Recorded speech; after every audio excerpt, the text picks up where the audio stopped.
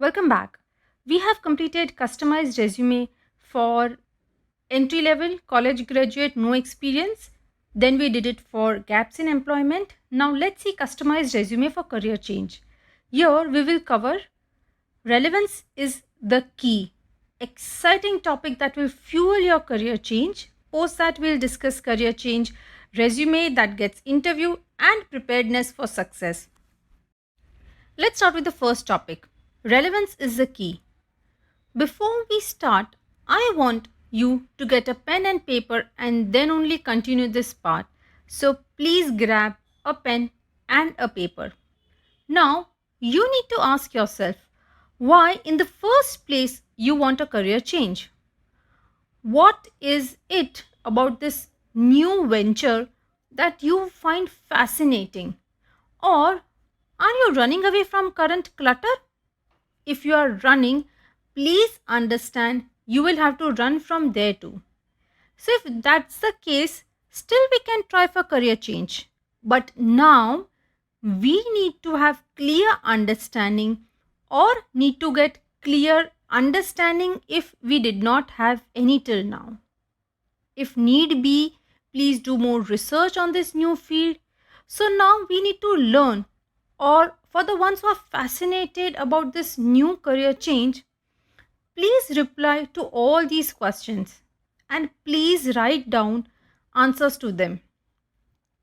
What is it that is way better than your current profile in this career or in this new field that you want? What will your life be when you start to work in this particular department? How balanced your life would be when you move into this particular new job, new department, or a new career change? If you have to list 5 things that are better work wise, not culture wise, purely work wise, that you really like in this career change, please find at least 5. And if we are not, we need to get the answers. Best we can do is we can speak to people in this industry. We can follow LinkedIn for such professional. No books at this point of time. We want life experience only. We want to hear it from people only. So please, if you are unable to answer it, research, ask, and have at least 5 points before you move ahead. Let's move to the next topic. Let's see what are the obstacles. There are 2. First is to show that you'll do the job even though you haven't done it yet. Right? And the second problem is that HR's computer is loaded with people's resume with actual work experience. Right? Proving your worth with no experience. How can we do that? Pick achievements from your old jobs that fit the new one. That's the only way to prove this. And still, a better way to showcase finding any similarities. So, for example, there are 2 jobs. Let's say currently you are into sales and you want to move to training, or vice versa. They are roles which are not similar, they are very different from each other. But now we want to find similarities between both of these jobs. So, what do? Let's see first similarity.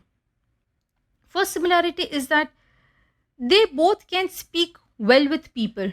They are good communicators, sales people as well as training individual. Second, audience of both these people or customers of both of these roles change a lot. Their customers are not always the same, so they have to adapt to different customers. Let's say, for example, you might say for a trainer, a student is there with this particular trainer for a year, but that is it. In certain sales, it takes a little longer. However, at the end of the year, this trainer or at the end of the cycle of this sales, both will have to be with new customer. Their customers changes. So each year student changes, and for sales to customers lifespan is not that long. That's the second similarity. Let's see the third one. They both can represent a complex thing into a very easy way for their audience or for their customers. So when sales guy is representing, he's representing a complex product that a manufacturer has made and shows how easily you can use it. Same is with the trainer. In the same manner, you too will have to make such similarities between your current role and the one that you want to apply for. There has to be some skills which overlap in different roles. So how many similarities did you find in your current role and in your future role? Now, what we need to do, we need to just put this on our resume. We need to mention those 5-6 key skills and then describe them in detail. Beneath that, we should write our work experience, and this should be in top half of the page of resume. Or you may write summary, and then in your latest or your current work experience, give 4-5 subheaders. What this subheader should be? It should be those skills that you have found similar in your current profile and the one you are applying for. But since we want success in our new endeavor, we also have to be prepared so we perform in the new field. Once you have decided on the new endeavor, you will need to begin acquiring training necessary to make a switch. Previously, we established awareness on similarities. However, now we also need to be aware about differences between the two fields. The more the difference, the more preparedness we will have to make. Here the difference is not to bog us down, but to be prepared for it. It could be different, let's say, from dressing to addressing. One might ask to wear formal dressing, other might have casual. One might address in one field, people address each other by the first name. In other, they address it sir or ma'am. On one field, all had say in their respective area. However, in other career, it could be different, that you are not allowed to speak or you should do what seniors ask you to do. So there could be varied differences between different roles. So we need to even understand them.